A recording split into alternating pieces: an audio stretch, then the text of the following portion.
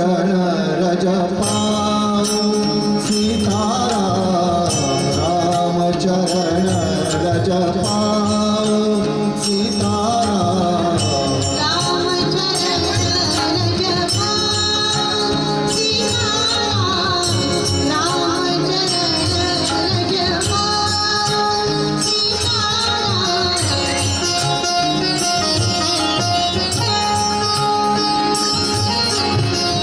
मंगल का जो मंगल है, मंगल का जो मंगल है, उस धाम चरण रज पाऊं सीताराम धाम चरण श्री राम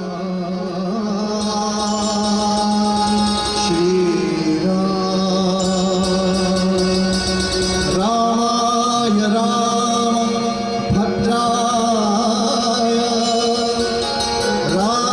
रामचंद्राय वेधसे रघुनाथाय नाथाय सीताय पतये नमः। स्वये श्री राम प्रभु ऐकते, राम प्रभु सुनते हैं गायन, सुनाते कुशलवरायण। राम प्रभु सुनते हैं गायन, राम प्रभु सुनते हैं गायन, सुनाते कुशलवरायण, सुनाते कुशलवरायण।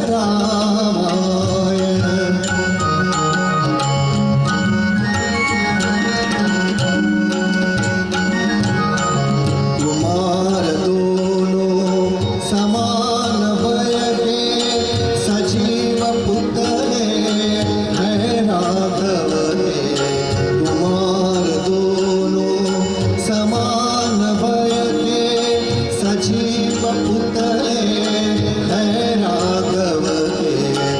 पुत्रगार है चरित पिता के, पुत्रगार है चरित पिता के। ज्योति ने तेजाची आरती, ज्योति से तेजस का पूजन, सुनाते कुशलवरायण, सुनाते कुशलवरायण।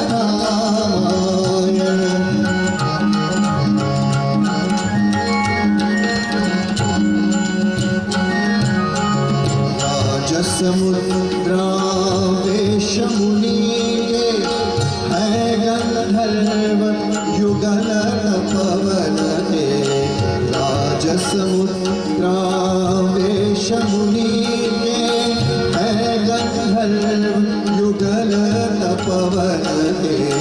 वाल्मीकि से विचार मन के, वाल्मीकि से विचार मन के। रूप कर मानव का धारण, रूप कर मानव का धारण, सुनाते कुशलवरायण, सुनाते कुशलवरायण।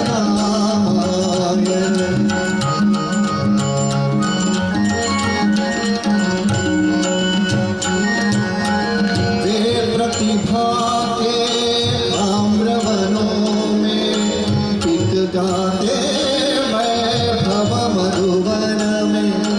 बाल रूप है स्वर गूंजन में, बाल रूप है स्वर गूंजन में। छा रहा मधुर तु पर गायन, सुनाते कुशलवरायण,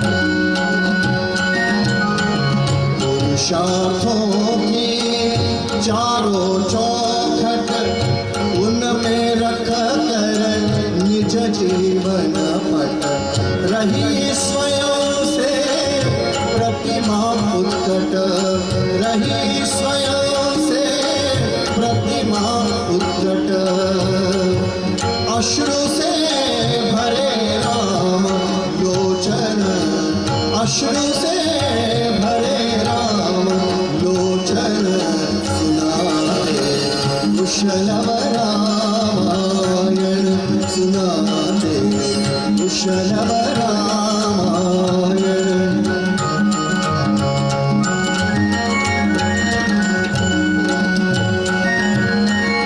आसन छोड़ उठे तब राघव उठे तब राघव सोडून आसन उठले राघव उठले राघव आसन छोड़ उठे तब राघव उठे तब राघव भरा अंग में अपना शैशव अपना शैशव पुत्र मिलन का हुआ महोत्सव पुत्र मिलन का हुआ महोत्सव परस्पर परिचय का ओपन सुनाते कुशलव रामायण स्वयं श्री राम प्रभु ऐकले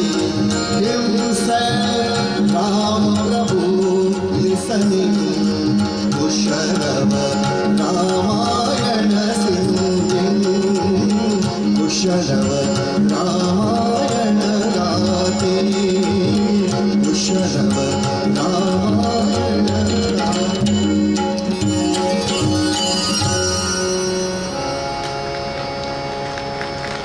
एक अप्रैल 1955 से रामकथा प्रारंभ हुई।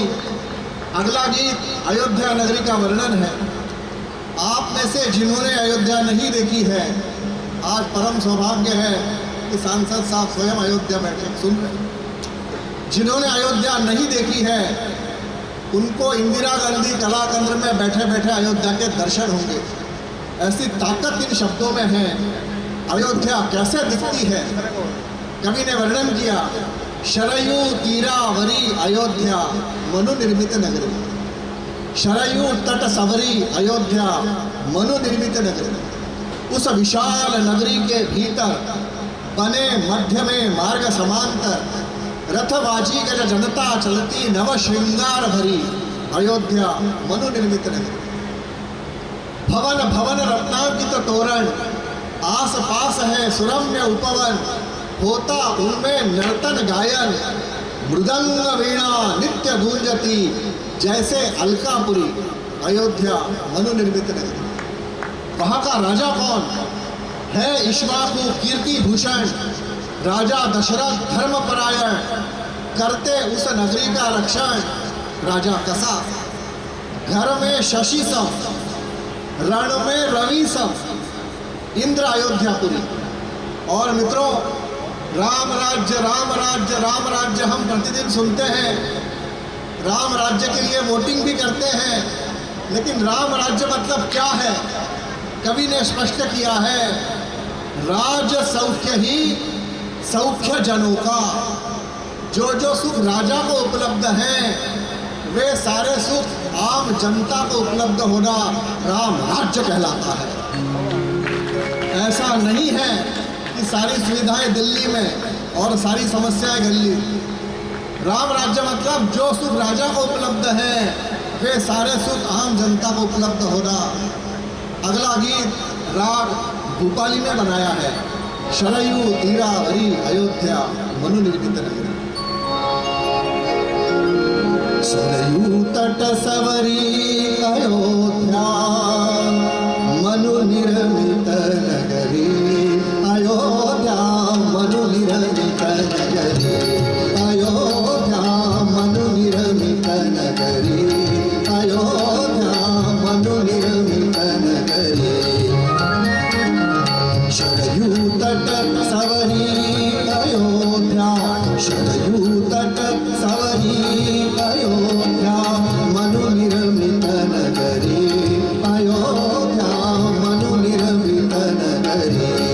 अयोध्या मनु निर्मित नगरी।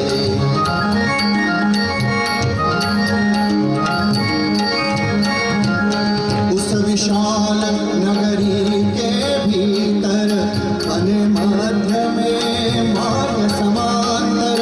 उस विशाल नगरी के भीतर बने मध्य में मार्ग समांतर।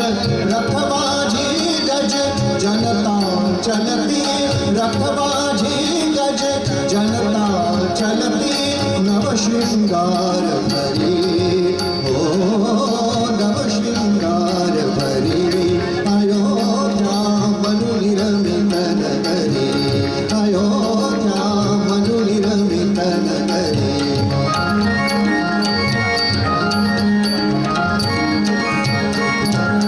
भवन भवन रत्नांकित तोरण, आस पास है सुरम्य उपवन। भवन भवन रत्नांकित तोरण, आस पास है सुरम्य उपवन। होता उनमें नर्तन गायन, होता उनमें नर्तन गायन। मृदंग वीणा नित्य पूजती, जैसे अलकापुरी हो दशिकी अलकापुरी। अयोध्या मनु निर्मित नगरी, अयोध्या मनु निर्मित नगरी।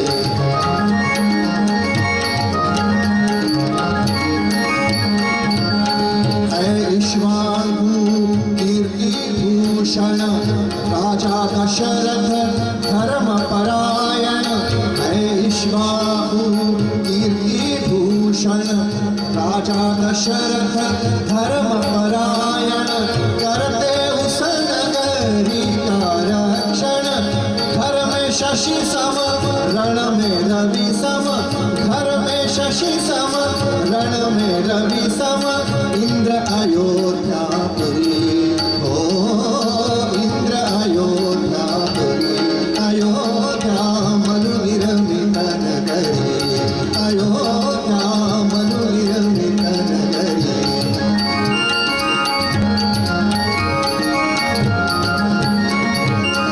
राज सौख्य ही सौख्य जनों का, एक चिंतवन लक्ष्मणों का। राज सौख्य ही सौख्य जनों का, एक चिंतवन लक्ष्मणों का। कौन काम का सौख्य जनों का, बसंत भीता किंतु न पुष्पित। बसंत भीता किंतु न पुष्पित। हुई कल्पल वल्लरी हो हुई कल्पल वल्लरी। अयोध्या मनु निर्मित नगरी, अयोध्या मनु निर्मित नगरी। शरयू तट सवरी अयोध्या मनु निर्मित नगरी।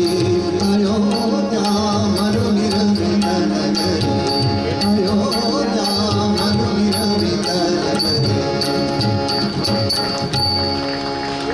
मित्रों, इस गीत रामायण के कवि का नाम है गजानन दिगंबर माडगुळकर। संगीतकार का नाम है स्वर्गंधर्व सुधीर फडके साहब। इसके 70 वर्ष पूर्ण हुए और इस पर 3 पुस्तकें प्रकाशित हुई महाराष्ट्र में। एक पुस्तक का नाम है गीत रामायण का रामायण।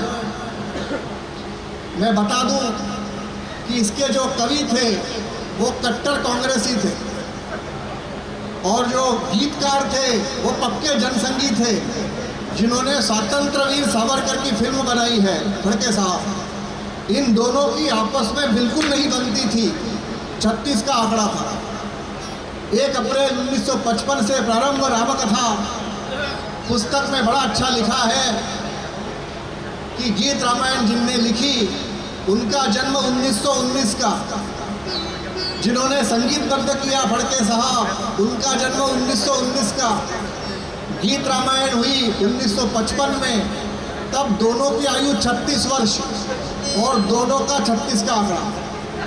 लेकिन प्रभु की कृपा ऐसी थी कि प्रति 8वें दिन ये दोनों कलाकार एकत्रित होते थे, 8 दिन में गीत लिखे जाते थे, उसको संगीतबद्ध किया जाता था और आकाशवाणी से प्रसारित होता था। इस गीत रामायण, बजाइए तालियां। इस गीत रामायण की विशेषता, इसमें 56 कलाकारों ने भाग लिया। 3 मृदंग, 2 तबले, 12 वायलिन, 2 जलतरंग। 56 कलाकारों में से 1 वर्ष तक एक भी कलाकार बदला नहीं गया।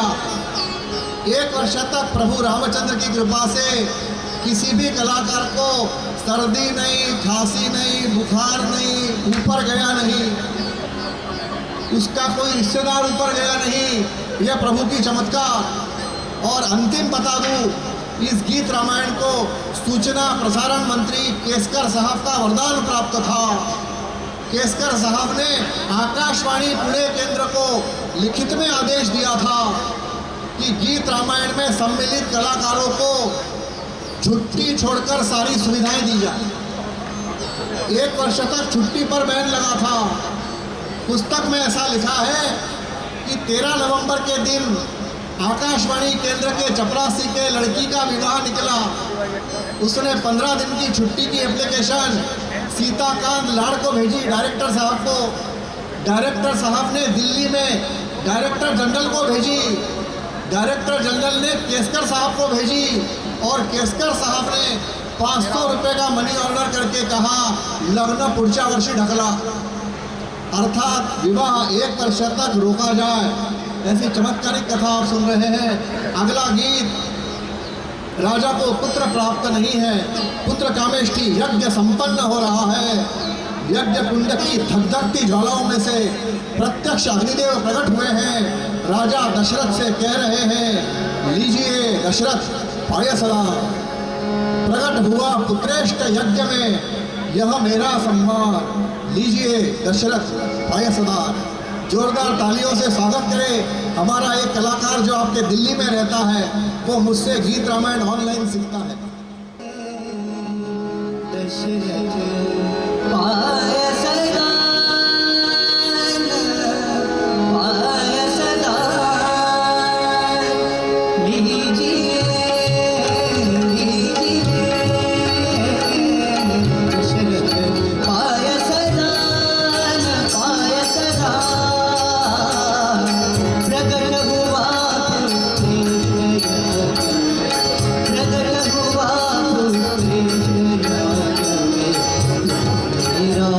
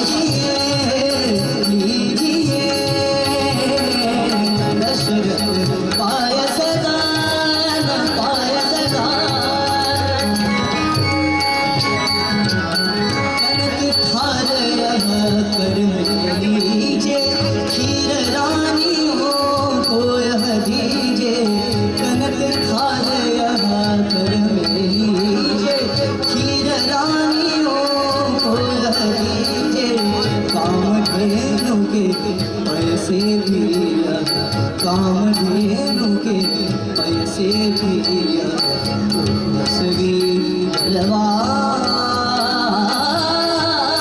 लीजिए लीजिए दशरथ पाय सदा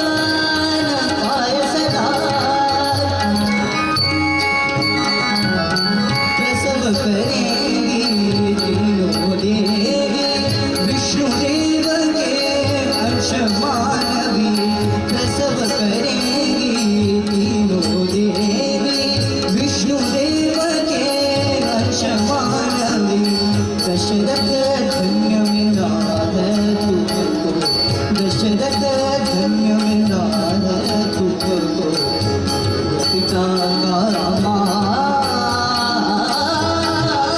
दशरथा दशरथा दशरथा पाय सदा पाय सदा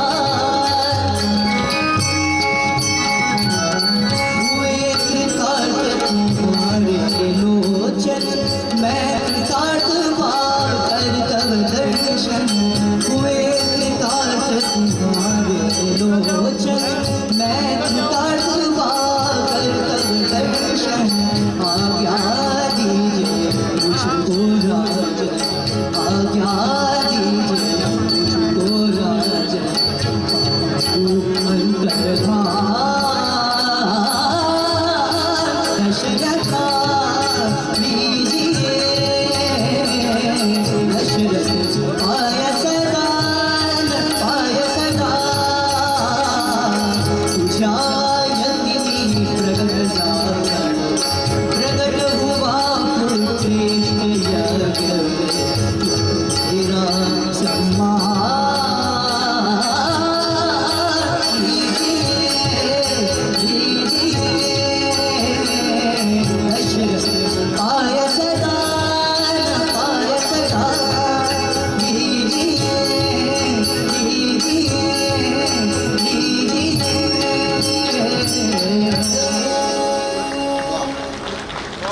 सियावर रामचंद्र की। अब मैं जो बात बताने जा रहा हूँ उसे बड़े ध्यान से सुने। 1 अप्रैल 1955 से प्रारंभ रामकथा। 13 मई 1955 को इसका राम जन्म लिखा गया। उस समय मराठी की फिल्म बन रही थी जिसका नाम था गोरा कुंभार। तो ये कवि अत्यंत व्यस्त हुआ करते थे। इन्होंने 1 नहीं, 2 नहीं, 3 नहीं, ऐसे 7-7 राम जन्म लिख कर रखे थे, आधे अधूरे। लेकिन मन नहीं भर रहा था। फड़के साहब के बार बार फोन आते थे, अन्ना, इनको अन्ना कहते थे। वहाँ पर वो कुर्सी दिखाई जाती है जिस कुर्सी पर बैठकर गीत रामायण लिखी गई। वहाँ वो खिड़की दिखाई जाती है जो मैं घटना आपको बताने जा रहा हूँ। 12 मई की रात को इस कवि ने राम जन्म की सारी पर्चियाँ राम जी के सामने डाली और अपनी छोटी सी नातिन को बुलाकर कहा, एक पर्ची उठा ले, जो राम जी को पसंद आ जाएगा वो राम जन्म फड़के साहब को कल दे दिया जाएगा। और चमत्कार ऐसा हुआ कि जो पर्ची हाथ में आई उसमें सिर्फ 2 ही पंक्तियां लिखी थी। शुक्ल पक्ष नवमी तिथि चैत्र मास की। शुक्ल पक्ष नवमी तिथि चैत्र मास की, उष्णवात कितनी फिर भी सुवास की। कवि कुर्सी पर जाकर बैठे, अपना पार्कर का पेन उठाया और गीत रामायण का राम जन्म लिखने लगे। रात के 9 बज गए, 10 बज गए, 11 बज गए, 12 बज गए। उन्हें अगली पंक्तियां नहीं सूझ रही थी। पुस्तक में ऐसा लिखा कि उनकी पत्नी विद्याबाई ने उनको 12 बार चाय बनाकर पिलाई और प्रत्येक बार चाय का कप रखते समय पूछती थी, अन्ना झाला कि नहीं राम जन्म। समझ गए मराठी? एक बार का राम जन्म हुआ कि नहीं हुआ? अन्ना प्रत्येक बार उत्तर देते थे, कौशल्या को प्रसव वेदना चल रही है, अभी राम जन्म नहीं है। और मित्रों, सूर्योदय हुआ। 5:36 पर सूर्य की पहली किरण खिड़की से आकर कागज पर गिरी और अगली 2 पंक्ति सूझी। पहली पंक्ति थी, शुक्ल पक्ष नवमी तिथि चैत्र मास की, उष्णवात कितनी फिर भी सुवास की, दोन प्रहरी काग श्री सूर्य थांबला। दो प्रहर में कारण क्या? रवि विराम का। राम जन्म देखने के लिए प्रत्यक्ष भगवान मार्तंड आकाश में खड़े हो गए। दो प्रहर में कारण क्या? रवि विराम का।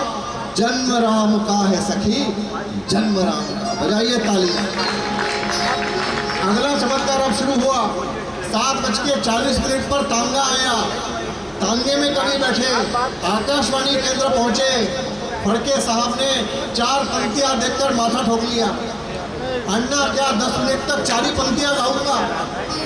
अन्ना ने उत्तर दिया, जिस रामचंद्र की कृपा से पंक्तियां सूझी हैं, आप गाते चले, मैं लिखता चलूं। और मित्रों, हिंदुस्तानी साहित्य संगीत की ऐसी जुगलबंदी न भूतो न भविष्यति। इसका जो बीच का संगीत है, इसके बीच के संगीत में दोहे लिखे गए। चैत्र मास उष्णवात कितनी फिर भी सुवास की, दो प्रहर में कारण क्या? रवि विराम का। गाइए, जन्म राम का, जन्म राम का, जन्म राम का, जन्म राम का, राम जन्म राम, राम जन्म राम।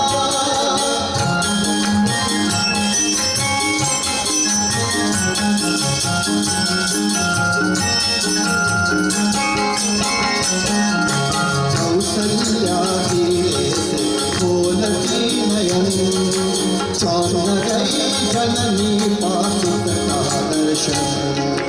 कौसल्या धीरे से खोलती नयन, चौंक गई जननी पासुत का दर्शन।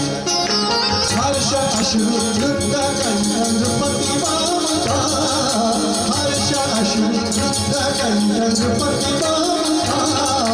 जन्म राम का, जय जन्म राम का, जन्म राम का।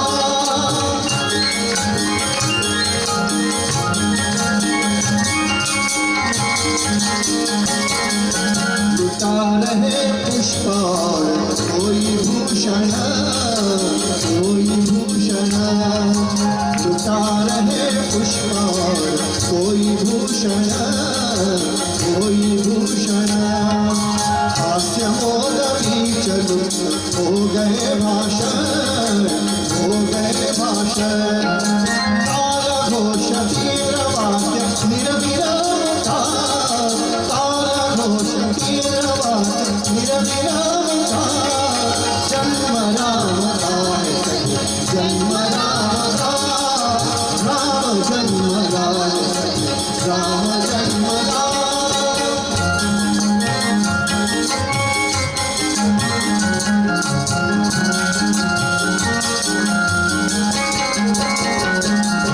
डूब गया पूर्ण नगर नृत्य गान में, नृत्य गान में। डूब गया पूर्ण नगर नृत्य गान में, नृत्य गान में। देवी सुभद्र रस तान तान में, तान तान में। शेष संग डोला तन धरा धाम का, शेष संग डोला तन धरा धाम का।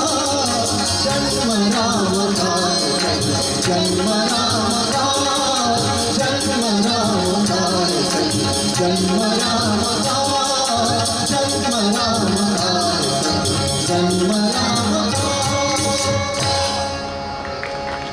इस गीत रामायण का आधार गरुड़ पुराण रहा। गरुड़ पुराण क्या है?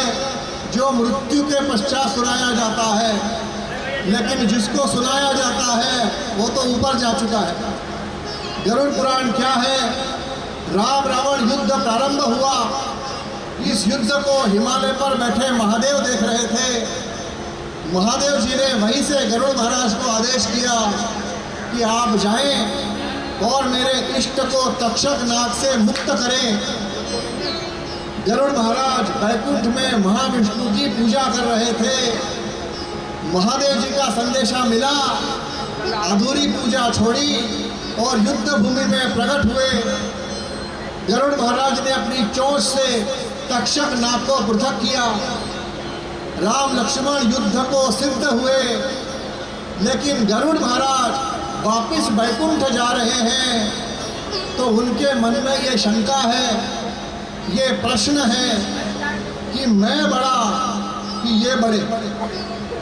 जिनको मैंने तक्षक नाग से मुक्त किया, क्या वापिस जाकर मैं इनकी पूजा करूं कि इन्हें अपना पासपोर्ट साइज का फोटो दे जाऊं मेरी पूजा करने की? ऐसा प्रश्न लेकर गरुड़ महाराज महादेव जी के यहाँ पहुँचते हैं। महादेव जी से कहते हैं, महाराज मैं राम कथा सुनना चाहता हूँ। मुझे ये भ्रम है कि मैंने जिनको मुक्त किया वे नहीं हैं जिनका आप स्मरण करते हैं। महादेव जी समझ गए कि गरुड़ महाराज अहंकार से भरे हैं। महादेव जी ने उत्तर दिया, महाराज जब व्यक्ति अहंकार से भरा होता है राम कथा उसके श्रवणों में प्रवेश नहीं करती। आप ऐसा करें, मेरी राम कथा प्रतिदिन चलती है, पार्वती देवी रोज राम कथा सुनती है। आप ऐसा करें, नीलगिरी पर्वत पर कल से काकभूषुंडी महाराज राम कथा प्रारंभ कर रहे हैं, आप वहाँ जाएं और राम कथा सुने। गरुड़ महाराज ने दूसरा प्रश्न पूछा, महाराज आप मुझे जानते हैं? महादेव ने कहा, महाराज जानता हूँ। आप मुझे जानते हैं? ये जानता हूँ। महाराज मैं जिस कंपनी में जनरल मैनेजर हूँ उस कंपनी में कौवा चपरासी है, तो क्या मैं वहाँ जाकर राम कथा सुनूं? महादेव ने उत्तर दिया, गरुड़ महाराज एक तो मेरे पास समय ही नहीं है और दूसरा ठग ही जाने ठग की बोली, तुम्हें मेरी कहीं समझ नहीं आएगी। पक्षी की भाषा पक्षी समझा सकता है। अंत में बड़े बेमन से गरुड़ महाराज काकभूषुंडी महाराज जी के सामने उपस्थित हुए हैं। काकभूषुंडी महाराज जी राम कथा सुनाना प्रारंभ कर रहे हैं। चरितम रघुनाथस्य शतकोटि प्रविस्तरम एकैकमक्षरम कुशाम महापातक नाशनम।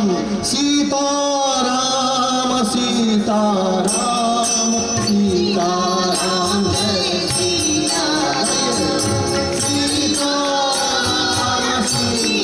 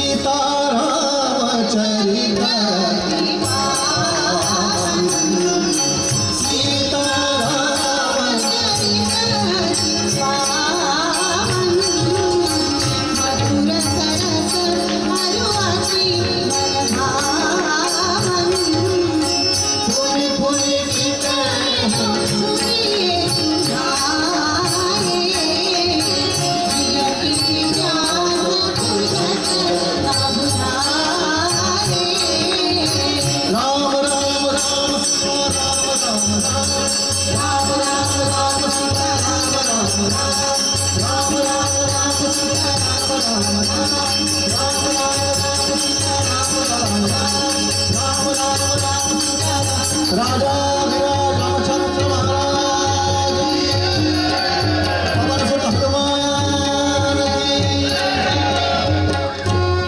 तब से राम कथा के 4 घाट प्रसिद्ध हुए।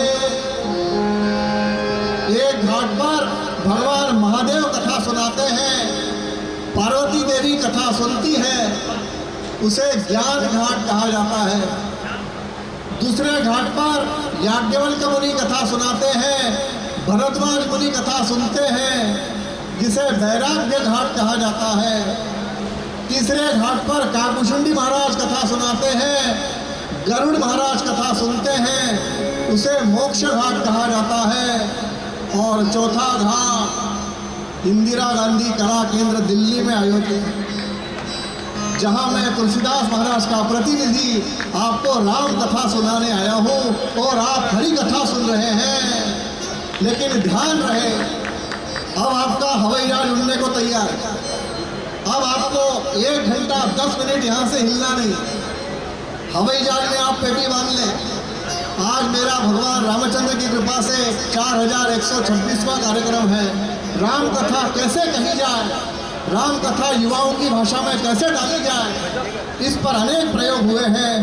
राम कथा के 4 घाट हुए हैं। समर्थ रामदास कहते हैं कथा कैसे सुने। खोए हुए पुत्र की वार्ता श्रवण करे जैसी माता। किसी माँ का पुत्र खो गया हो तो सारा ध्यान उस वार्ता की तरफ रहता है। ऐसे एक चित्त होकर कथा सुने। कथा में कैसे आकर बैठे, अत्यंत आवश्यक कार्य हो तो अपना स्थान छोड़े, वरना ये सामान्य संगीत का कार्यक्रम नहीं है, ये राम कथा है। कवि कहते हैं कैसे आकर बैठे, यथा मार्जरा प्रवेशे निर्गमे, जैसे बिल्ली आकर बैठती है और निकल जाती है। कथा कितनी देर चले, जब शास्त्र लिखा गया तब घड़ी नहीं थी। कथा कितनी देर चले, यावत तेलम तावत हरि कीर्तनम, राजा विराज रामचंद्र महाराज की। अगला गीत कौशल्या माता राम जी को नहला रही है। सावले रंग के राम जी कैसे दिखते हैं, सुंदर वर्णन। सावलेरी रामचंद्र मेरी गोद में नहाते, मेरी गोद में नहाते। सावलेरी रामचंद्र मेरी गोद में नहाते, मेरी गोद में नहाते। अष्टगंध की सुवास नील पद्म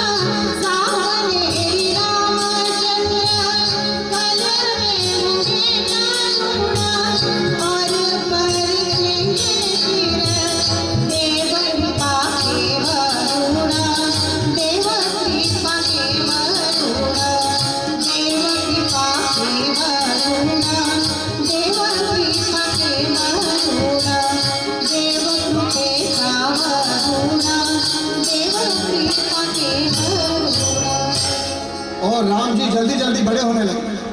1 घंटे में राम कथा को समेटने के लिए राम जी को जल्दी जल्दी बड़ा करना। अक्सर ऐसा देखा जाता है कि राम कथा सुनने वे आते हैं जिनको सुनाई नहीं आती। मैं यहाँ का नहीं बता रहा हूँ। राम कथा सुनते समय वे पड़ोसी से पूछते हैं, क्यों जी सीता स्वयंवर हो गया क्या? पड़ोसी उत्तर देता है, मैं भी आपके जैसा हूँ। ऐसा क्या किया जाए कि राम कथा युवाओं की भाषा में डाली जाए? इसलिए इसका बीच का 5 मिनट का तंत्र बदला है और इसका नाम परम पूज्य दत्तात्रेय होसबोले साहब ने रखा है, द्वादश उत्तम राम। 12 स्तर पे जो पास होता है उसे द्वादश उत्तम कहा जाता है। 5 कर्मेंद्रियां, 5 ज्ञानेंद्रियां, 1 बुद्धि, 1 मन, ऐसे 12 स्तर पे जो पास होता है उसको द्वादश उत्तम कहा जाता है। ऐसे द्वादश उत्तम राम का रिजल्ट आता है, राम जी का मेरिट में प्रथम स्थान प्राप्त होता है। और उसी वर्तमान पत्र में अराजकता की खबरें छपी है। विश्वामित्र राष्ट्र संत है, उनके आश्रम में प्रार्थना चल रही थी, वेद मंत्रों से है ऊंचा वंदे वंदे मातरम। वेद मंत्रों से है ऊंचा वंदे वंदे मातरम। वेद मंत्रों से है ऊंचा वंदे वंदे मातरम। वंदे वंदे मातरम, वंदे वंदे मातरम।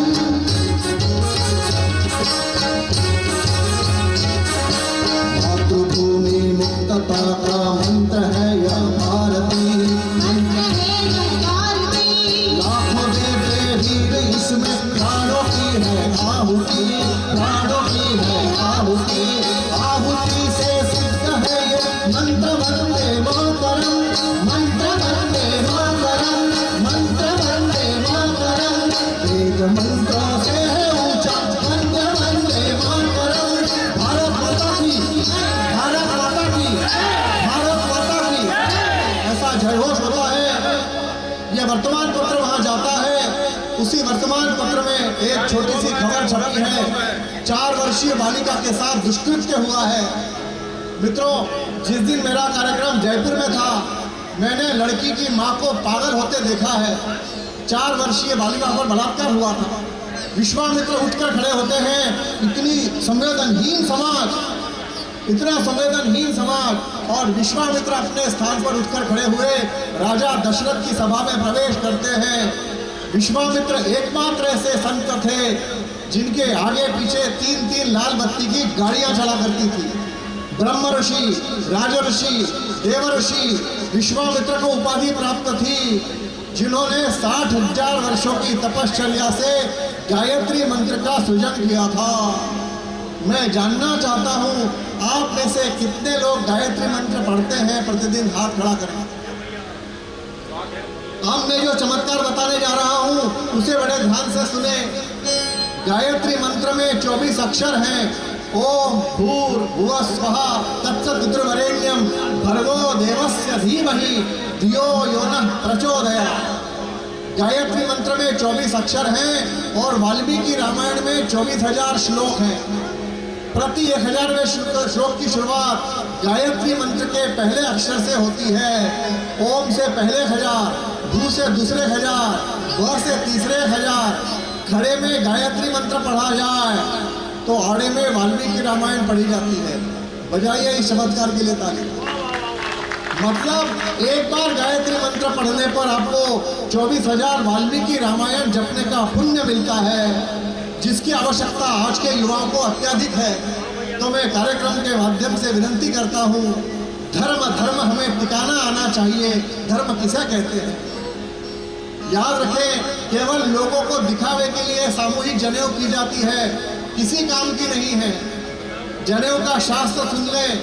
यदि आपने जनेऊ की है और 3 दिन तक वो संध्या वंदन नहीं करता है तो दोबारा जनेऊ करनी पड़ती है, ऐसा शास्त्र है। विश्वामित्र उठकर खड़े हुए राजा दशरथ की सभा में प्रवेश करते हैं।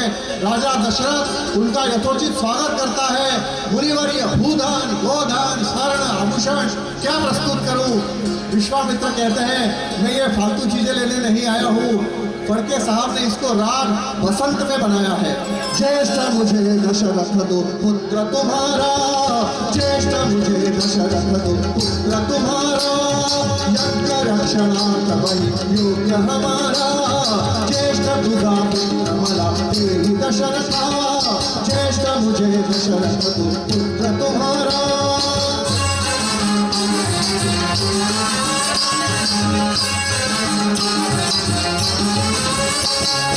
मायावी यातुधान देते हैं दुख महान, मायावी यातुधान देते हैं दुख महान, पूर्ण नहीं यज्ञ हुआ, पूर्ण नहीं यज्ञ हुआ, कर कर हारा, ज्येष्ठ मुझे दशरथ दो पुत्र तुम्हारा, ज्येष्ठ मुझे दशरथ दो पुत्र तुम्हारा।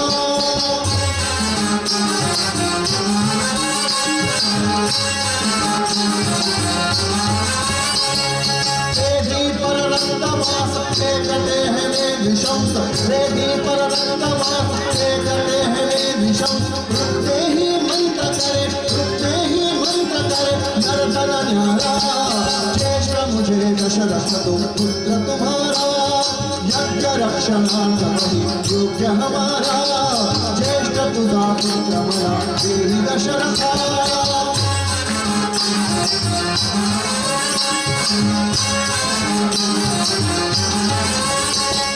राघव तुम ही मानो चाप बाण निज तानो, राघव तुम ही मानो चाप बाण निज तानो, ले लो यदि आवे संग, ले लो यदि आवे संग, ले लो यदि आवे संग, अनुज तुम्हारा, ज्येष्ठ मुझे दशरथ दो पुत्र तुम्हारा, ज्येष्ठ मुझे दशरथ दो, ज्येष्ठ मुझे दशरथ दो, ज्येष्ठ मुझे दशरथ दो पुत्र तुम्हारा।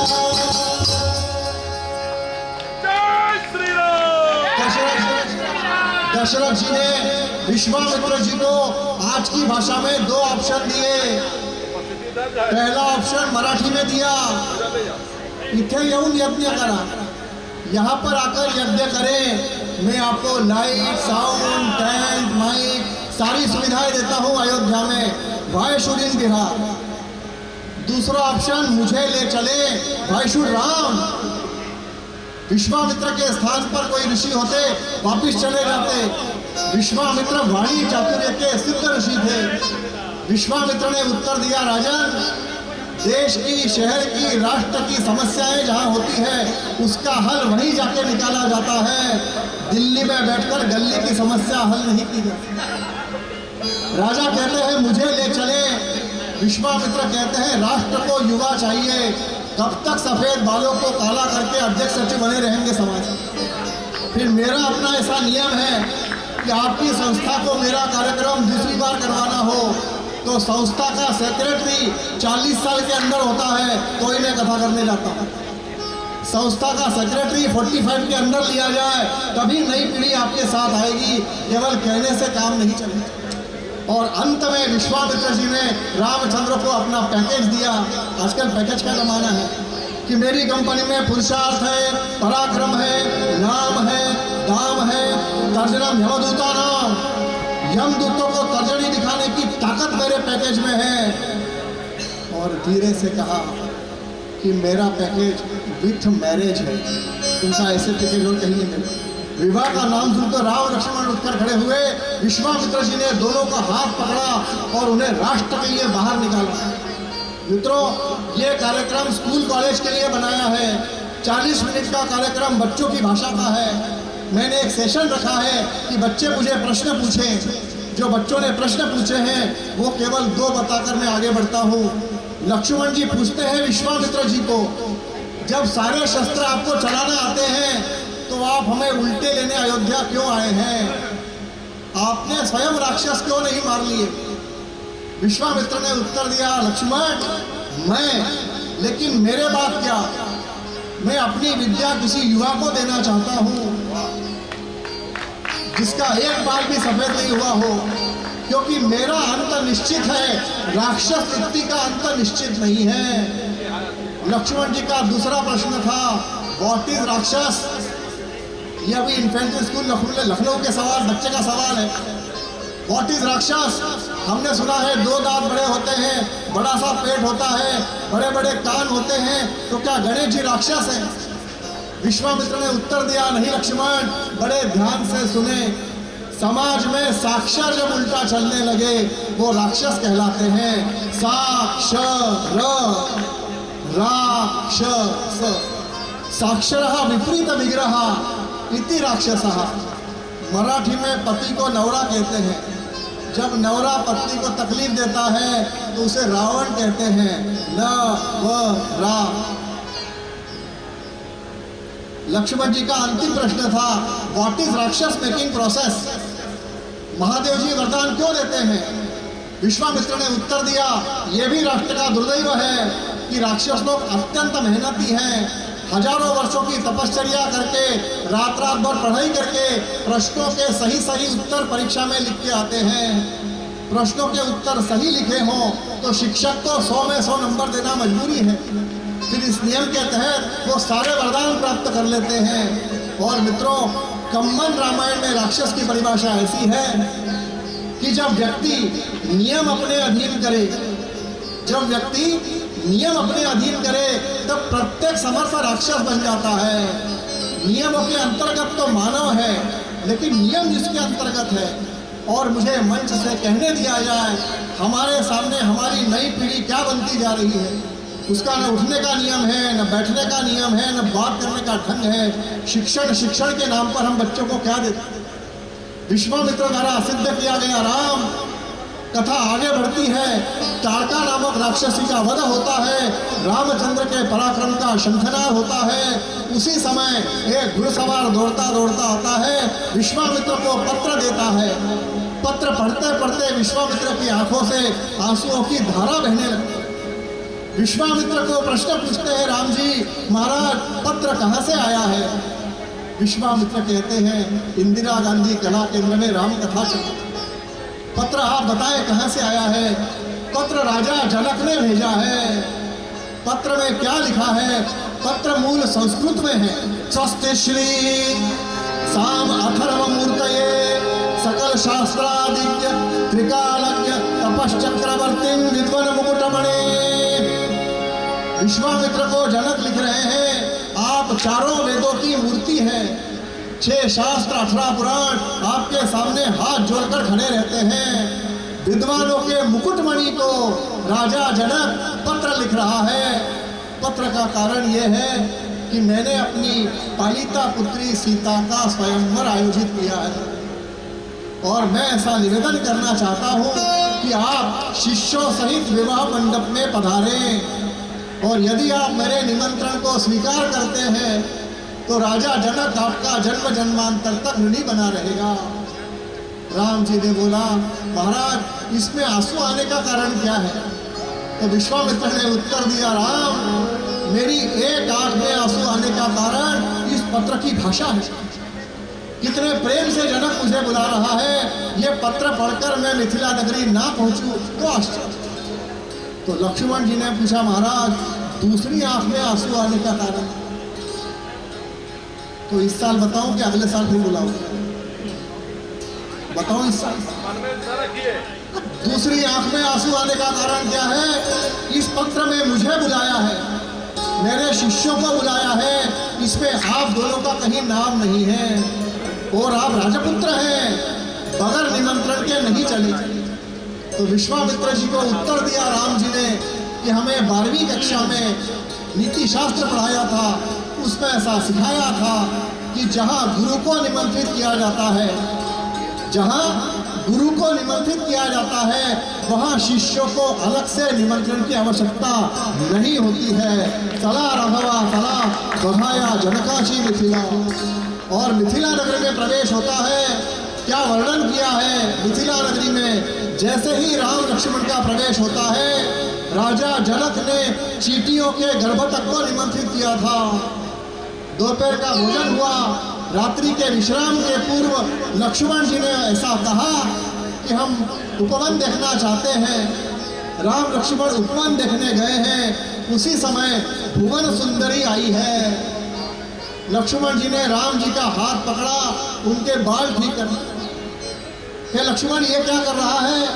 कि आज मेरे भाई का मुकाबला भुवन सुंदरी से होने वाला है। और जैसे ही सीता माई ने पीछे मुड़कर देखा, त्रिभुवनपति खड़ा मुस्कुरा रहा था। तुलसी महाराज वर्णन कर रहे हैं कैसे दिखते थे। सिय सुंदरता भरनी जाए, सिय सुंदरता भरनी जगमति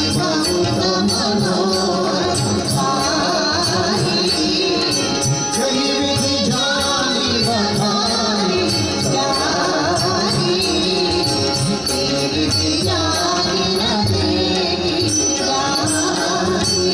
सिय सुंदरता भरनी में जाई।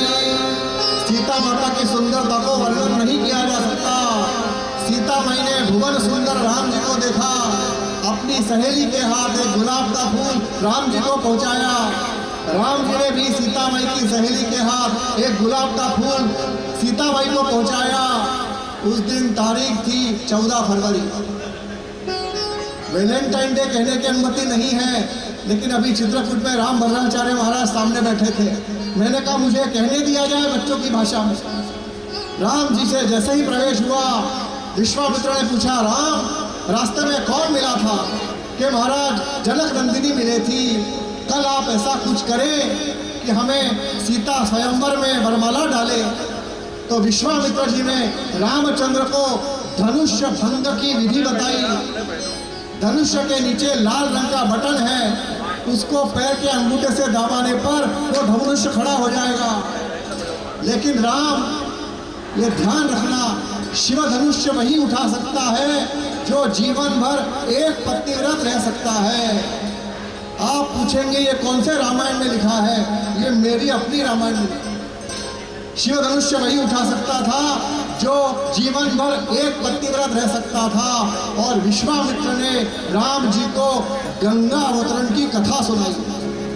ये जो मैं आपको गंगा अवतरण सुना रहा हूँ, ये उज्जैन के कवि पंडित शिवमंगल सिंह सुमन जी का लिखा हुआ है। एक बार उनके लिए ताली बजा दी जाए। सघन घटा छाई हिमगिरि पत्थर त्रिशूल डमरू शिवधारे, सघन घटा छाई हिमगिरि पत्थर त्रिशूल डमरू शिवधारे, गंगा अवतरण हेतु आय शिव विनति करत भागीरथ धारे। घर घर शोर मचावत उतरी गंगा स्वर्ग लोक से, घर शोर मचावत उतरी गंगा स्वर्ग लोक से, खर खर खर खर धरती कांपे उसे दबाए शंभु चरण से, धक धक धक धक धारा उमड़ उमड़ कर आई गंगा, शिव शंकर की जटा समाई, भटक गई वह जटा जाग में, सकल जटा की खाह लगाई। मुस्काए तब गरल कंठधर, छोड़ दिया बस 3 बूंद भर, एक बूंद आकाश गई और एक बूंद भागीरथ पाए, एक बूंद धरती पर उतरी जो पवित्र गंगा कहलाई। जय गंगाधर हर हर हर हर, जय गंगाधर हर हर हर हर, जय गंगाधर हर हर हर हर। बोलिए गंगा माता की। गंगा धरती पर कैसे आई? दिन दिन दा धा, दिन दिन दा धा, दिन दिन दा धा, दिन दिन दा धा, दिन दिन दा, दिन दिन दा धा, दिन दिन। सारे घटाशा आई गिरि पर खरत शूल डमरू शिवधारे, गंगा अवतरण हेतु आय शिव विनत करत भागीरथ धारे। घर घर घर शोर मचावत उतरी गंगा स्वर्ग लोक से, धड़ धड़ धड़ धरती कांपे उसे दबाए शंभु शरण, धर धर धर धारा उमड़ उमड़ कर आई गंगा, शिव शंकर की जटा समाई, भटक गई वह जटा जाल में, सकल जटा की छाहर पाई। मुस्काए तब गरल कंठधर, छोड़ दिया बस 3 बूंद भर, एक बूंद आकाश गई, एक बूंद भागीरथ पाए, एक बूंद धरती पर उतरी जो पवित्र गंगा कहलाई। एक बूंद आकाश गई, देताम देताम गदी रतुम तक दो, देताम देताम गदी रतुम तक दो, धूम धूम तक गदी रतिदा दिगदी दिगदा दिगदी, राय राय राय राय राय राय राय राय राय राय राय राय, दिन दिन दा धा, दिन दिन दा धा, दिन दिन दा धा, दिन दिन। एक बूंद आकाश गई, एक बूंद भागीरथ पाए, देता भागीरथ भागीरथ गंगा भागीरथ भागीरथ भागीरथ भागीरथ भागीरथ भागीरथ भागीरथ भागीरथ भागीरथ भागीरथ भागीरथ भागीरथ भागीरथ एक बूंद धरती पर उतरी, इसे महाकाल पालन कहते हैं। ये पंडित किशन महाराज की बनाई हुई है। इस पे सब तीन तीन है।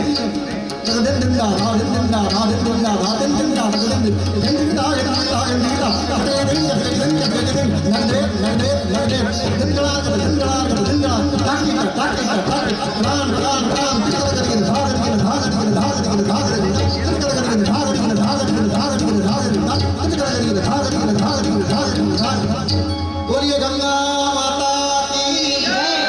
लेकिन जैसे ही गंगा अवतरण हुआ, पार्वती देवी कोल भवन चली गई।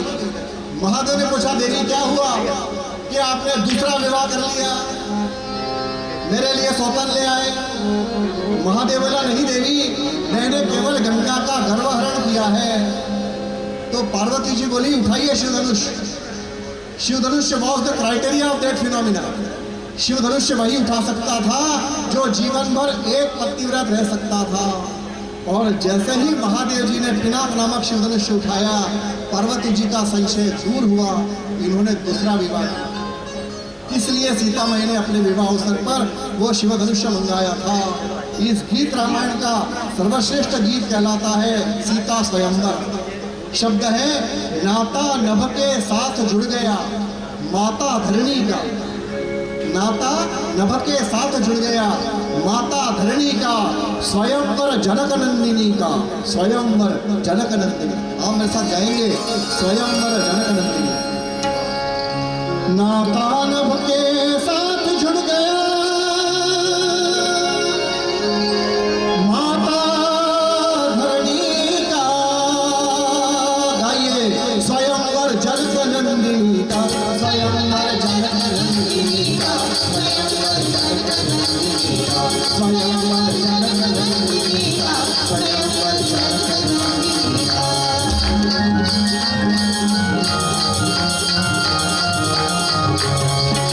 श्री राघव ने सहज उठाया धनु शिव शंकर का। श्री राघव ने सहज उठाया धनु शिव शंकर का। जनक राज का हुआ मनोरथ पूरा कर का। जनक राज का हुआ मनोरथ पूरा कर का। श्यामल भाग्य खड़ा था सर्व, श्यामल भाग्य खड़ा था सर्व, सीता मैथिली का। स्वयंवर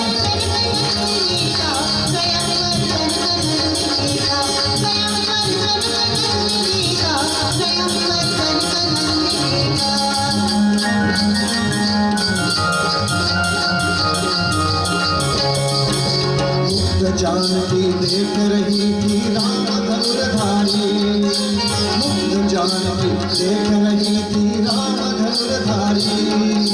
युगल नयन में शक्ति समेटे निज तन की सारी। पुष्पित सुमन गाल पर लज्जा, पुष्पित सुमन गाल पर लज्जा, अरुण रंजिनी का। स्वयंवर जनक नंदिनी का, स्वयंवर जनक नंदिनी का, स्वयंवर जनक नंदिनी का।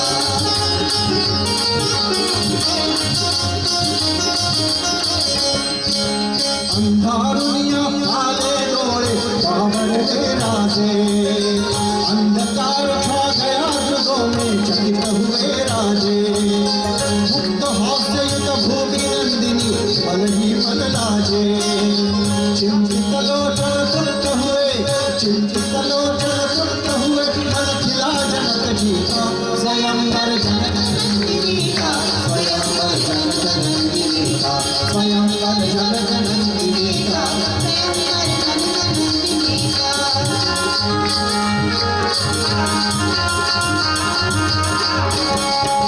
झुके राम घोड़े सीता ने डाली वरमाला। झुके राम घोड़े सीता ने डाली वरमाला। करतल भय से देवों ने आकाश गूंज डाला। करतल भय से देवों ने आकाश गूंज डाला। उनके कानों में स्वर पहुंचा, उनके कानों में स्वर पहुंचा, मंगल स्वरणी का। स्वयंवर जनक नंदिनी का, स्वयंवर जनक नंदिनी का, स्वयंवर जनक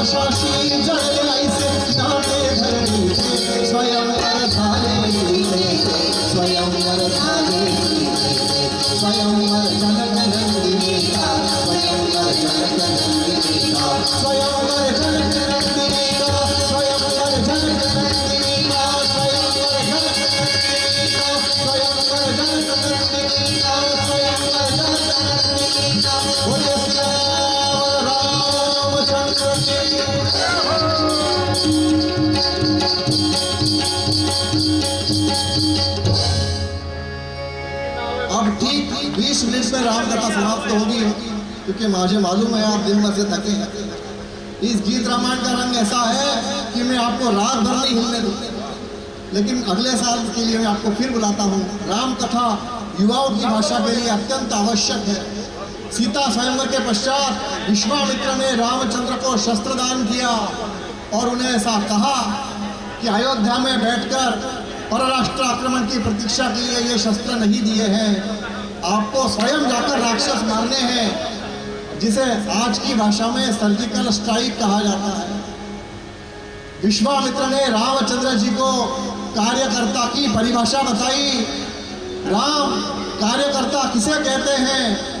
जिसका कार्य दिखे, कर्ता नहीं दिखे, उसे कार्यकर्ता कहते हैं। जिसका कार्य दिखे, कर्ता नहीं दिखे, उसे कार्यकर्ता कहते हैं। ऐसा सिद्ध किया हुआ राम 14 वर्षों तक वनवास के लिए निकले हैं। सीता माई राम जी को पूछती है, विदा करें कैसे परिणीता, जहाँ है राघव वहीं है सीता। विदा करे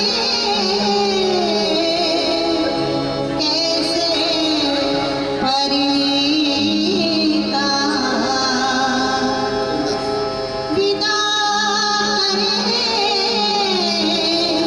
कैसे परिणीता,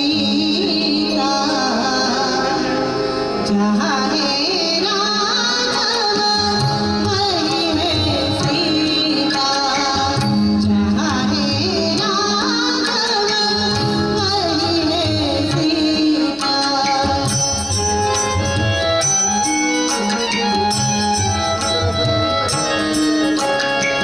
प्रभु के चरण चले जिस पथ पर, मैं हूँ आगे उसी मार्ग पर।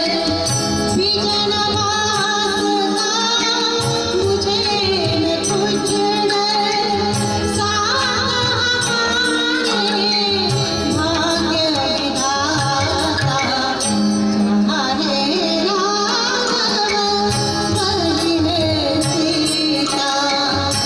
बेटे राघव बेटे सीता।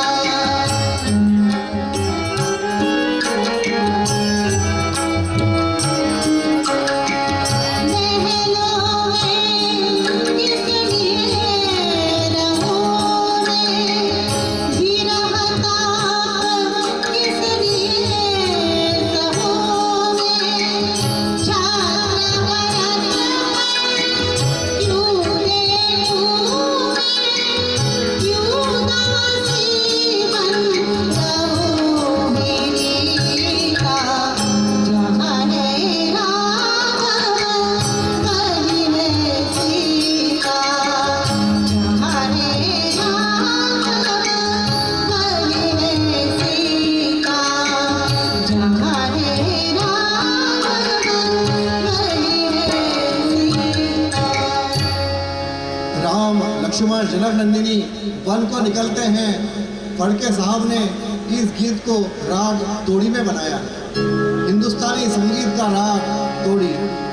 राम जा रहे वह तो सरपथ, राम जा रहे वह तो सरपथ, सुमंदरो रोको रे रथ, रोको रे रथ, रोको रे रथ, रोको रे रथ, रोको रे रथ,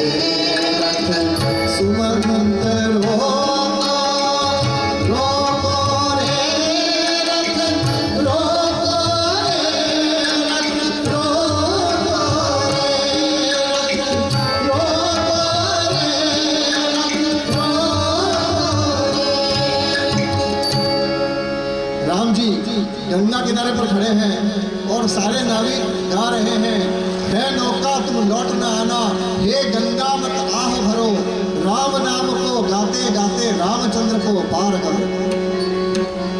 है नौका तुम लौट न आना, हे गंगा मत आह भरो, है नौका तुम लौट न आना, हे गंगा मत आह भरो, राम नाम को गाते गाते रामचंद्र को पार करो।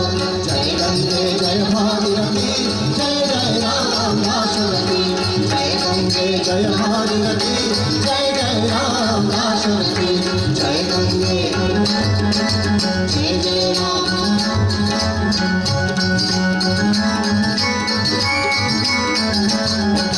विष्णुदेव के ये अवतार भव सिंधु से करते पार, विष्णुदेव के ये अवतार भव सिंधु से करते पार, तारक ही को पार उतारो, चरण स्पर्श कर सभी करो, श्री राम के नाम गातया श्री रामाला पार करो।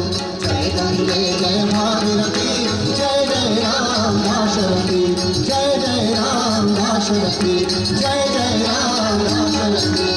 बोलिए सियावर रामचंद्र की जय। मध्य प्रदेश के चित्रकूट में रहने के पश्चात प्रभु का दंडकारण्य में प्रवेश हो रहा है।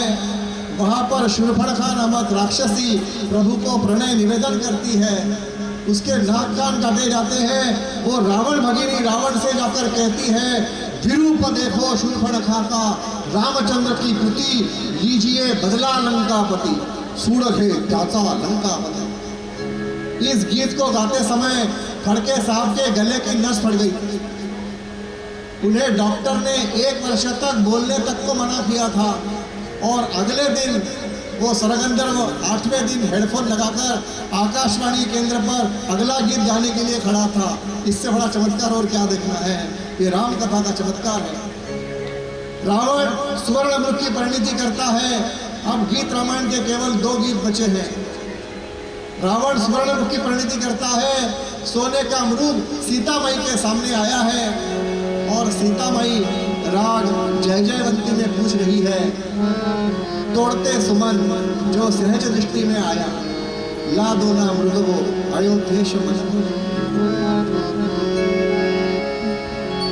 तोड़ते सुमन जो सहज दृष्टि में आया, तोड़ते सुमन जो सहज दृष्टि में आया, लादो अयोध्येश मन आया, लादो अयोध्येश मन आया।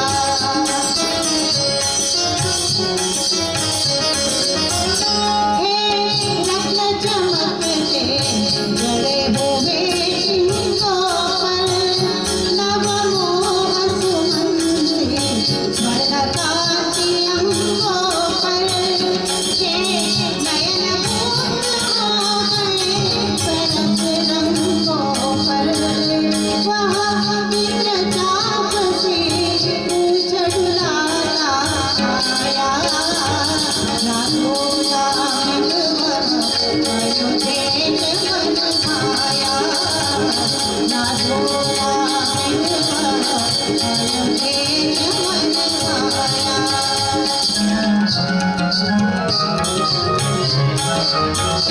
यदि मारेंगे प्रभु बाण अशोक चलाए, तो केवल जीवित जन्म रखेंगे नाथे।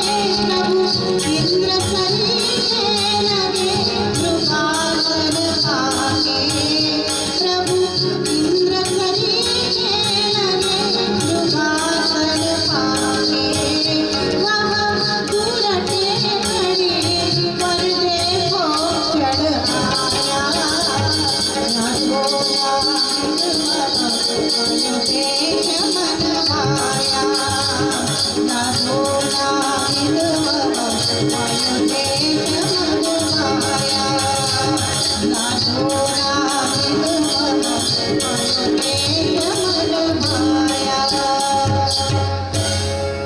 सुवर्णमुख की परिणति राम रावण युद्ध में हुई। सेतु बंधन का कार्य पूर्ण हुआ। सारे के सारे वानर जयघोष करने लगे, सियावर रामचंद्र की। इतनी सी आवाज लंका तक कैसे पहुंचे? अब केवल 10 मिनट बचे हैं। सियावर रामचंद्र की। ये 40 हुई है। हिंदुओं को आवाज की आवश्यकता है। सियावर रामचंद्र की। 60 हुई है। सियावर रामचंद्र की। 70 हुई है। सियावर रामचंद्र की। ऐसा जयघोष हुआ।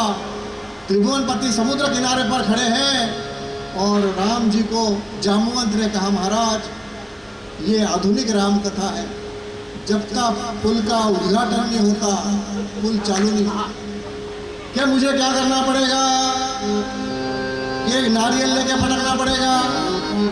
जैसे ही प्रभु के हाथ में नारियल दिया, इधर से अंगद ने दूसरी समस्या बताई, महाराज ये सेतु छोटा बना हुआ है और इसको रेलिंग नहीं है।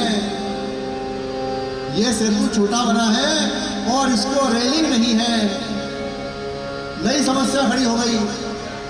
वाल्मीकि रामायण के अनुसार वानर का अर्थ समझते हैं बंदर, बंदर नहीं है।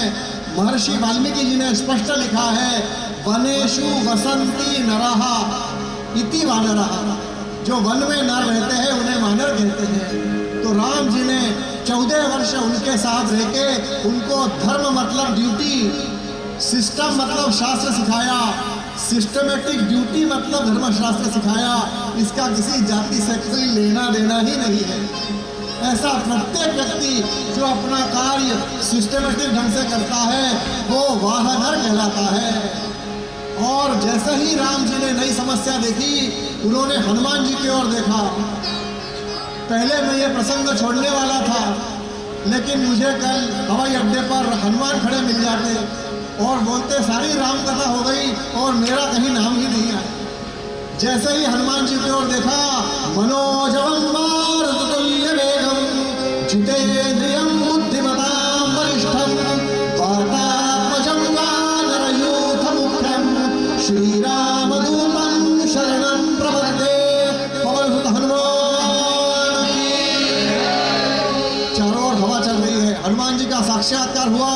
हनुमान जी ने कहा, प्रभु समय कम है, अब जैसा मैं कहूँ ऐसा आप करें। दोनों हाथ कमर पर रखकर खड़े हो जाएं, जैसे फोटो खींचने के लिए खड़े। राम जी ने अपने दोनों हाथ कमर पर रखे। इतने में हनुमान जी ने जाम्बुवंत से कहा कि जल्दी से डिजिटल कैमरा ले आओ, प्रभु का फोटो खींचा। अभी रामनवमी अवसर पर यह कथा कालाराम मंदिर नासिक में थी। तो कथा के पश्चात एक सुधी श्रोता ने मुझसे पूछा कि क्या महाराज उस समय कैमरा था? क्या महाराज उस समय कैमरा था? मैंने उससे पूछा, तू था? उसने कहा, साहब मैं नहीं था। मैंने कहा, तू नहीं था तो कैमरा था, क्योंकि जब मैं कह रहा हूं कैमरा था और तू तो था ही नहीं। श्रद्धावान रहते ज्ञानम। मित्रों, श्रद्धा तर्क से परे है। राम जी ने जैसे ही कमर पर हाथ रखे, हनुमान जी ने समुद्र का जल अपनी ओंजली में भरा। उनके हाथ में छोटी सी मछली आई। उस मछली के कान में कुछ कह के हनुमान जी ने वापिस छोड़ दिया। कान में सुनने के लिए कौन गया था? ये गए थे आपके राम किंकर जी महाराज। एक बार उनके लिए ताली बजा दी जाए। मानस मंथन में से ये प्रसंग मैंने उठाया है। राम किंकर जी महाराज ऐसा लिखते हैं कि वो छोटी सी मछली सारे जलचरों को कहती फिरी, जल्दी जल्दी अपना कार्य पूर्ण करें, हमें त्रिभुवनपति दर्शन देने के लिए खड़ा है। और एक और सेतु बनकर तैयार हो गया, जिसका नाम था इंदौर दिल्ली 4-वे लाइन। इसमें कोई ट्रैफिक जाम नहीं हो सकता था। राम जी ने कहा, अंगद जब तक मैं खड़ा हूँ एक भी जलचर मिलेगा नहीं। आप सारे के सारे वानरों को वहां से ले जाएं। जब तक मैं खड़ा हूं एक भी जलचर नहीं हिलेगा। जाम्बुवंत ने बड़ा मार्मिक प्रश्न पूछा कि महाराज ये सेतु बनाना इतना आसान था तो आपने ये सेतु पहले क्यों नहीं बनाया? क्यों व्यर्थ में पत्थर ढुलवाए, राम राम लिखवाया, अपना भी समय खराब किया? तो राम जी ने जो उत्तर दिया वो पिछली 2 घंटे की कथा का सार है। राम जी ने कहा, अंगद ये सेतु सामान्य सेतु नहीं है, ये भक्ति मार्ग का सेतु है। इस पर से सिर्फ वही वानर जा सकता है जिसका मुझ पर पूरा भरोसा है। वानरों की छोड़ो जामवंत, क्या तुम स्वयं जा सकते हो? तो जामवंत ने पूछा, महाराज मैं चला तो जाता, लेकिन हो सकता है ये सेतु लंका तक नहीं बना हो सकता है कोई भेड़ भूखी बैठी हो सकता है कोई मगरमच्छ मेरा वजन सहन नहीं करे। तब राम जी ने उत्तर दिया, अगर मगर बट बाय किंतु परंतु ऐसे किसी शब्द का इस सेतु पर कोई स्थान नहीं है। जब मैं कह रहा हूँ तो तुम्हें मुझसे ज़्यादा अपने पर भरोसा है। और मित्रों, वो दिन कि आज का दिन वो भक्ति मार्ग का सेतु वैसे ही पड़ा हुआ है। प्रत्येक व्यक्ति को अपने कर्म मार्ग के सेतु पर भरोसा है। मैंने किया हुआ मैं नहीं होता तो संभव नहीं था। और तो और भारत जैसे राष्ट्र में ये प्रश्न पूछा जाता है, भारत जैसे राष्ट्र में ये प्रश्न पूछा जाता है कि राम सेतु है या नहीं है, तो मैं कथा की समाप्ति पर कहता हूँ, राम से तू है, राम से तू है, इसलिए राम सेतु है।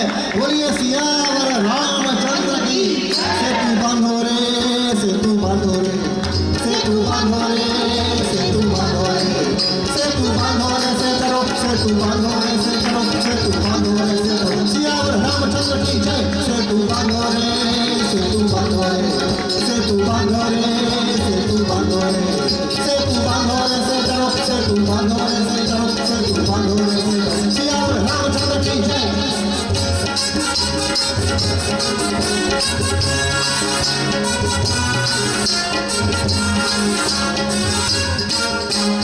फेंको गिरवर फेंको धरवर, जिनको झेले जल पर सागर, बेका धाने बेका डोंगर, दृष्टि झेले जाना सागर। फेंको गिरवर फेंको धरवर, जिनको झेले जल पर सागर, धरा धकेलो पर में तट पर, धरा धकेलो पर में तट पर, सिर धर लेगा सेतु शेषवत, पाड़व निश्चय करो। सेतु बांधो से करो, सेतु बांधो से करो, सेतु बांधो से करो। सियावर रामचंद्र की जय।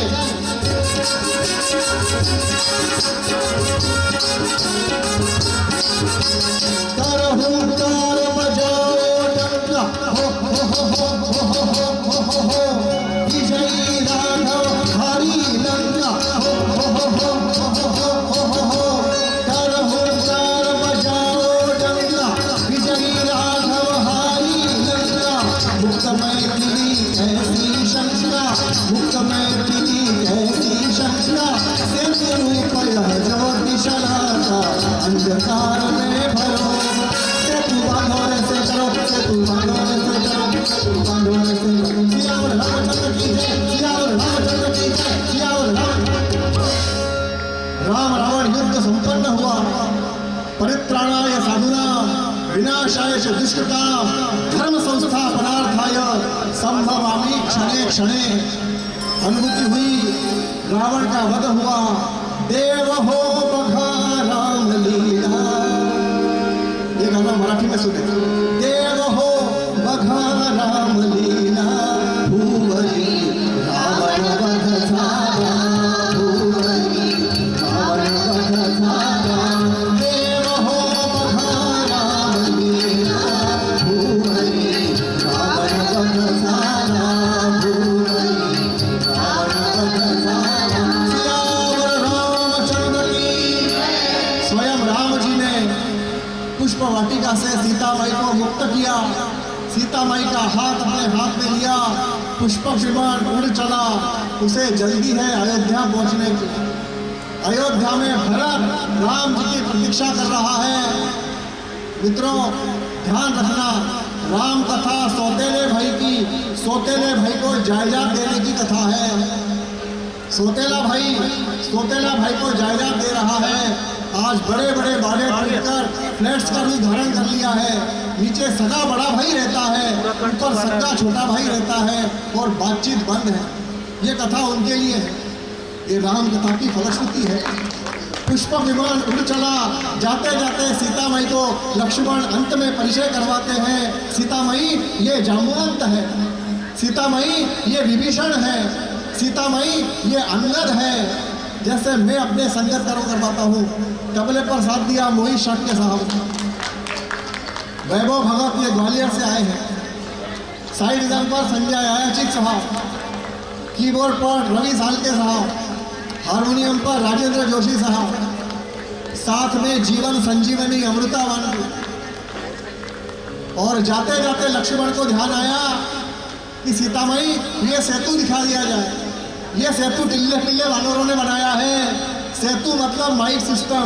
एक बार इनके लिए भी ताली बजा दीजिए। इतने बड़े लेवल पर माइक अरेंजमेंट सामान्य नहीं है, ये प्रभु की कृपा है। सेतु मतलब इस तरह की कथा के आयोजक प्रायोजक एक बार हमारे सांसद महोदय और हमारे सच्चिदानंद जोशी जी के लिए ताली बजा दी जाए, जिस वजह से कथा आप तक पहुंची। और लक्ष्मण जी ने कहा सीतामई ये सेतु। सीतामई उठ के खड़ी हुई। सीतामई जैसे ही उठ के खड़ी हुई, नीचे का सेतु अदृश्य हो गया। बड़ी बड़ी समुद्र की लहरें उठ रही है। सीतामई पूछती है लक्ष्मण कहाँ है सेतु, कहाँ है सेतु। सीतामई उठ के खड़ी होती थी, सेतु अदृश्य हो जाता था। और लक्ष्मण जी उठ के खड़े होते थे, वो सेतु दिखता था। वो सेतु कहाँ चला जाता था जानने के लिए अगले वर्ष की प्रतीक्षा करें। अगले वर्ष में जब सांसद साहब मुझे दोबारा बुलाएंगे तब बताऊंगा सेतु कहाँ चला जाता है। पुष्प विमान अयोध्या की धरती पर अवतरित हुआ। अंतिम गीत वाल्मीकि महर्षि ने लवकुश को आदेश किया है, बच्चों राघव नगरी जाना, रामायण के गीत कैसे गाना, कहाँ गाना, कब गाना, सुंदर वर्णन किया है। अंतिम मुद्दा बचा है वृद्धाश्रम। घर पर 3-3 कमरे हैं, कुत्ते बांधने के लिए एयर कंडीशन, कूलर में कुत्ते बंधे हुए हैं और उनके माँ बाप भोपाल के अमरलाल वृद्धाश्रम में दम तोड़ रहे हैं। नहीं नहीं मित्रों, ये राम कथा उनके लिए। माँ की कीमत उनसे पूछें जिन्हें माँ नहीं है। आईची किंमत त्यांना विचारा ज्यांना आई नहीं है। माँ की कीमत उनसे पूछें जिन्हें माँ नहीं है। जब तक माँ जीवित होती है उसकी कीमत समझ में नहीं आती है, और जिस दिन वो चली जाती है दुनिया में किसी चीज़ की कीमत नहीं रहती है। स्वतंत्र वीर सावरकर की कविता है खोया हुआ मेमना। सावरकर जी की माँ का निधन 2 वर्ष की आयु में हुआ था। 9 वर्ष की आयु में सावरकर जी ने पहली कविता लिखी है। इसका नाम है खोया हुआ मेमना। मेमने को हाथ में लेकर सावरकर कह रहे हैं क्या रात भर के लिए मैं कर रहा है। तेरी माँ रात भर के लिए खोई है, मेरी तरफ देख, मेरी माँ हमेशा के लिए खोई है। मित्रों, माँ की कीमत उनसे पूछे। भगवान महाविष्णु बैकुंठ से उठकर खड़े हुए। लक्ष्मी ने पूछा प्रभु कहाँ चले। महाविष्णु ने कहा मैं पंढरपुर जा रहा हूँ, वहाँ मेरा भक्त कुंडलिक रहता है। कुंडलिक अपने माँ के पैर दबा रहा था। कुंडलिक का दरवाजा बजाकर महाविष्णु ने कहा कुंडलिक मैं महाविष्णु तुम्हें दर्शन देने आया हूँ। कुंडलिक ने उत्तर दिया जब तक मैं अपनी माँ की सेवा पूरी नहीं करूँगा मैं आपके सामने नहीं आऊँगा। महाविष्णु ने पूछा मैं तब तक क्या करूँगा। तो कुंडलिक ने ईंट का टुकड़ा फेंककर कहा आप इस पर खड़े रहें। और मित्रों 28 युग बीत गए। वो कमर पर विट्ठल बनकर खड़ा है।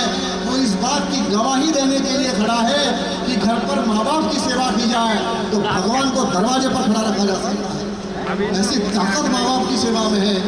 ऐसा गीत रामायण पूर्ण हुआ। पुनश्च इस बार मंत्रालय को आभार। अंतिम गीत बच्चों राघव नगरी जाना,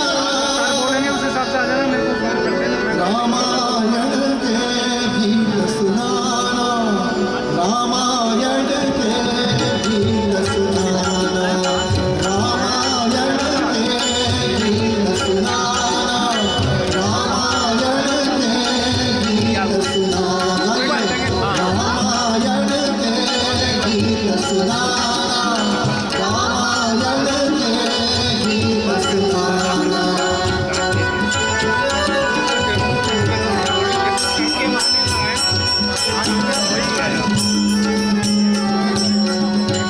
जनक पावन भवनों में नराधिकों के शुभ सदनों में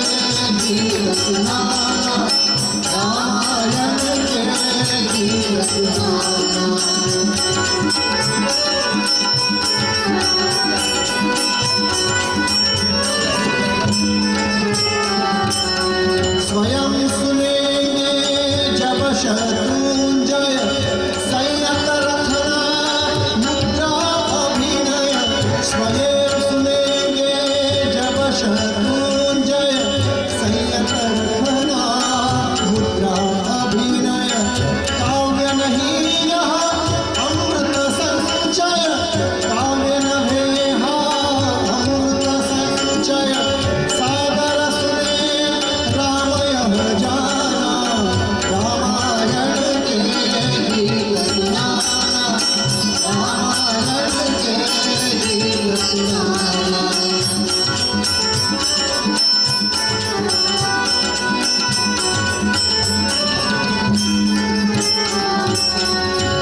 स्वीकार्य नहीं धन कांचन, नहीं दक्षिणा नहीं दान कण। है स्वीकार्य नहीं धन कांचन, नहीं दक्षिणा नहीं दान कण। धन का मूल्य न रखते मुनि जन, धन का मूल्य न रखते मुनि जन। रामार्पण कर सब सुख पाना, रामार्पण कर सब सुख पाना, रामार्पण कर सब सुख पाना। श्री राम श्री राम श्री राम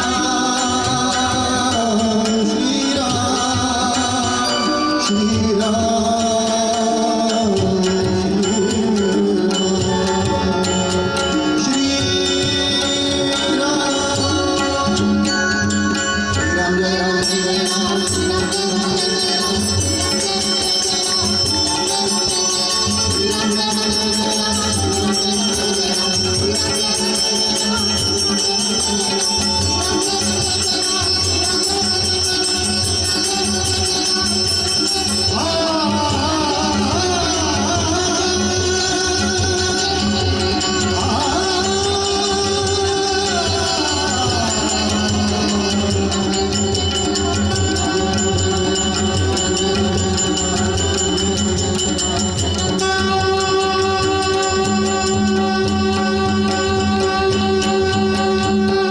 बोलिए सियावर रामचंद्र की। कथा पूर्ण हुई। काकभूषुंडी महाराज जी ने पूछा, गरुड़ महाराज कथा कैसे ले सके, कथा कैसे ले सके? गरुड़ महाराज समझ गए ये दक्षिणा चाहते हैं। मैं भी आपसे दक्षिणा चाहता हूँ।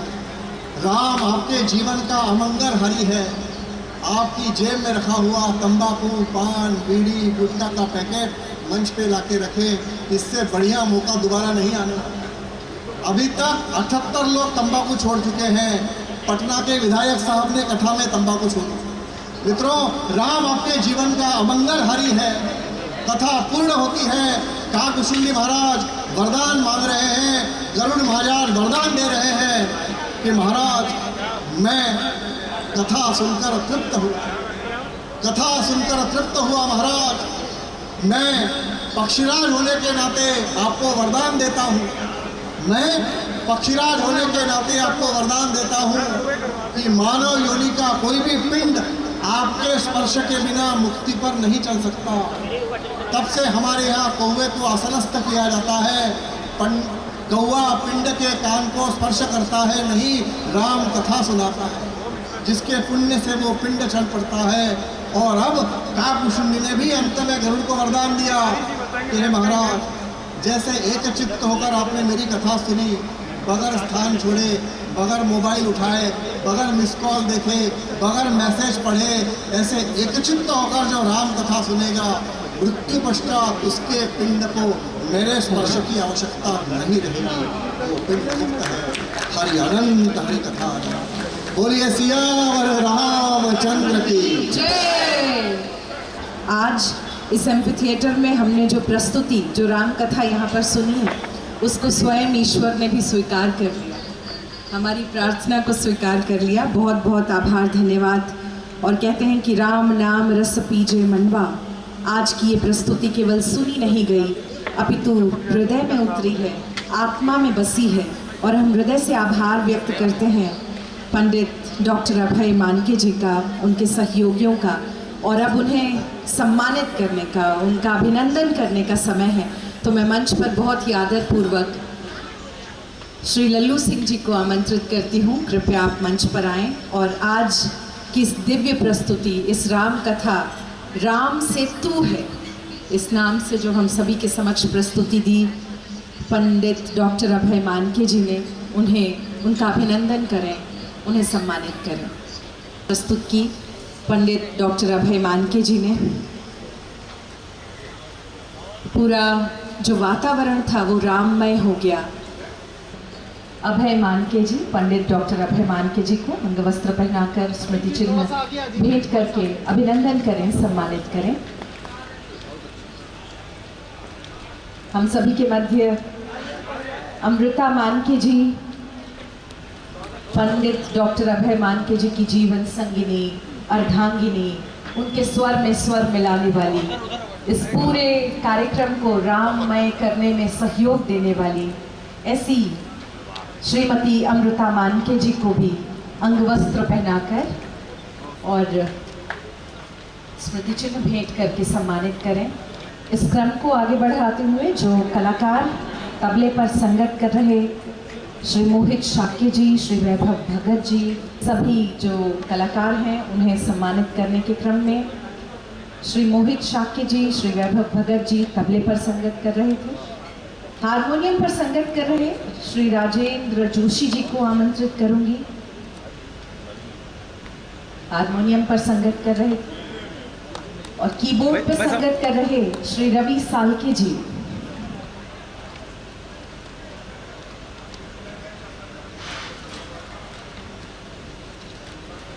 बहुत बहुत धन्यवाद, आभार। अयाचित जी।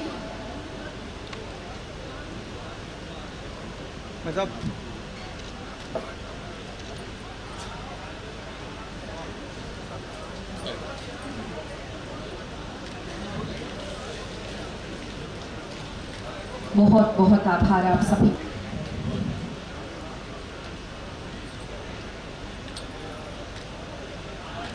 थोड़ा पीछे आइए, आपके गेट में चले आए।